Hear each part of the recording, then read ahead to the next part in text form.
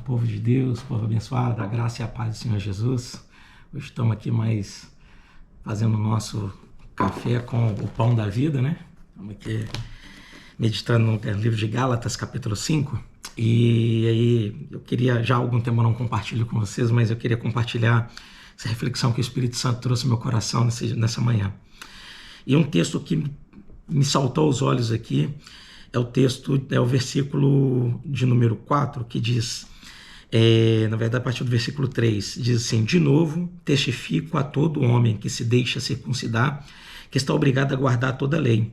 De Cristo vos desligastes, vós que procurais justificar-vos na lei, da graça decaístes. Irmãos, é um texto que me saltou aos olhos porque eu não cresci num lar evangélico, num lar cristão, assim como muitos que eu conheço hoje tiveram a oportunidade de crescer ouvindo a palavra, estudando a palavra de Deus diariamente, no seu contexto familiar, não só na igreja, mas também no seu contexto domiciliar.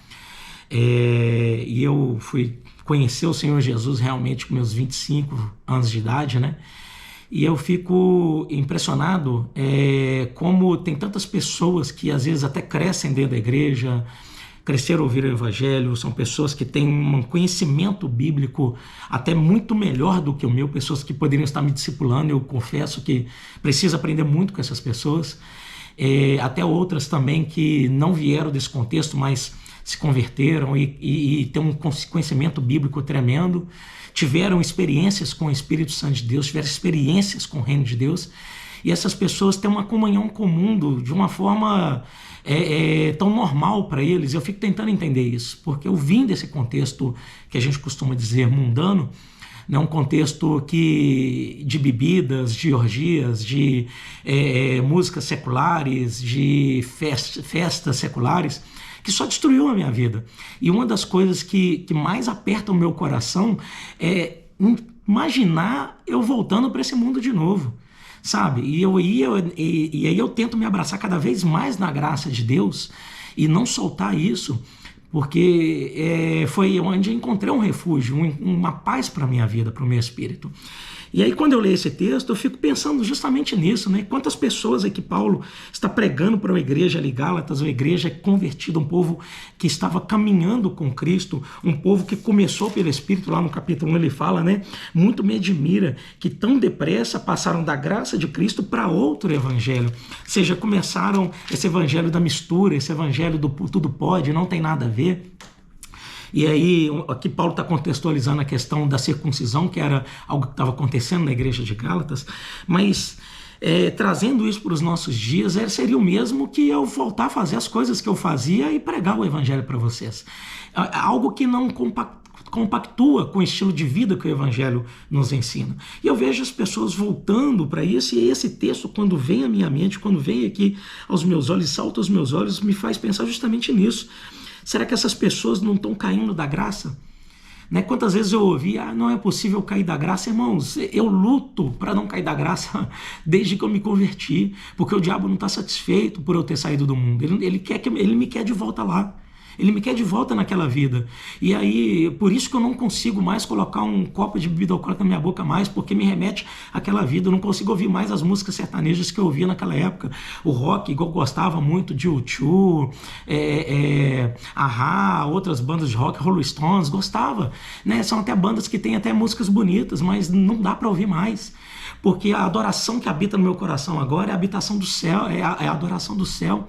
E aí eu fico impressionado como pessoas dentro desse contexto mesmo que o nosso acham isso muito normal. Então essa palavra que eu quero trazer é: precisamos tomar cuidado para não cair da graça. E não sou eu que está falando isso, é o próprio Paulo.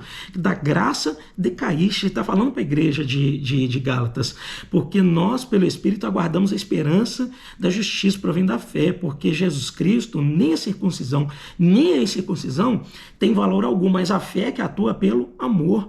Agora ele vai fazer uma pergunta, ele vai falar assim: vocês estavam caminhando super bem, no versículo 7. Quem vos impediu de continuar obedecendo a Deus? E olha que interessante, ele fala que não foi Deus que impediu o povo de continuar obedecendo. Foi o povo que tomou essa decisão de não obedecer a Deus mais, mesmo tendo conhecido o Espírito Santo. mesmo tendo tido comunhão com o Espírito Santo. Então aqui fica um alerta, estou vendo que nos dias de hoje tem crescido muito em igrejas perseguidas, eu vejo que as pessoas têm uma fidelidade muito grande ao Senhor, um testemunho muito grande, mas em lugares que a gente pode degustar de determinada liberdade, as pessoas querem viver a libertinagem, que é isso que Paulo começa falando. Foi Cristo que nos libertou, né? Então a gente não deve se submeter novamente ao jugo da escravidão. A gente não deve se submeter. Paulo está colocando isso muito claro. Nós não podemos tomar essa decisão, né?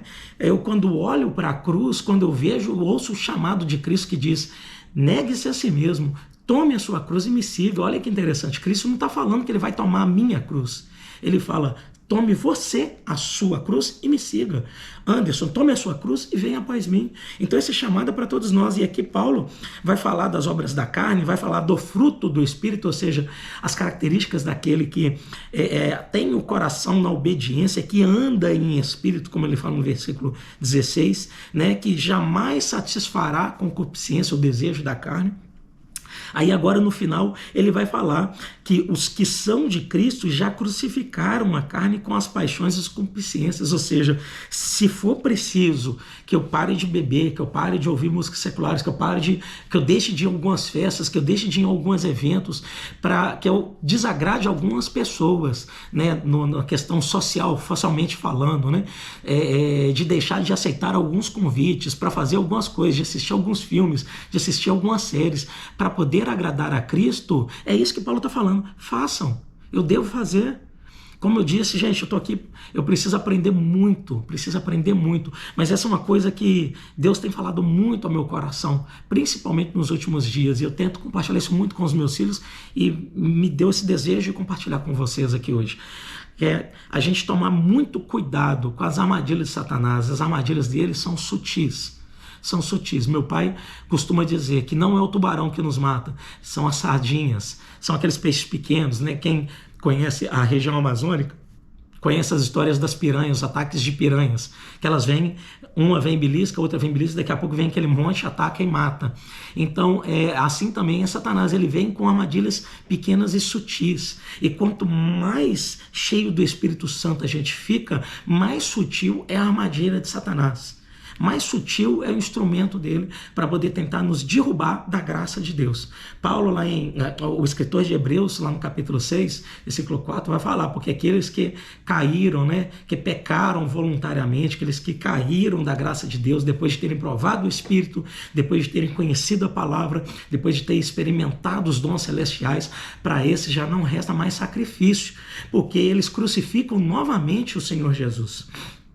Então essa palavra para nós é uma palavra de alerta, uma exortação, né? E exortação aqui eu quero também tentar trazer de novo a verdadeira exegese do texto, da palavra exortação, o verdadeiro significado. Exortação quer dizer botar, trazer de volta, chamar de volta com amor para o caminho onde se estava andando e a pessoa se desviou. Então quero deixar essa palavra de exortação com amor, com carinho, com a paixão de Cristo, com o amor de Cristo em nossos corações. Que Deus, na sua infinita graça, através do Espírito Santo, ele possa encontrar um lugar de paz no seu coração com essa palavra e possa trazer uma transformação e te transformar numa testemunha, porque é isso, irmãos, isso que age no meu coração. Atos capítulo 1, a palavra de Deus através do Espírito Santo para a igreja ali naquele momento foi: porque vocês serão revestidos de poder para serem as minhas testemunhas. Então que esse testemunho possa estar vivo em nossos corações dia após dia. Que o Senhor Jesus te abençoe com sua graça, o seu poder, todos os dias da sua vida, para a honra e glória do nome dele. Em breve estaremos juntos adorando no grande coral na eternidade. Amém? Deus te abençoe.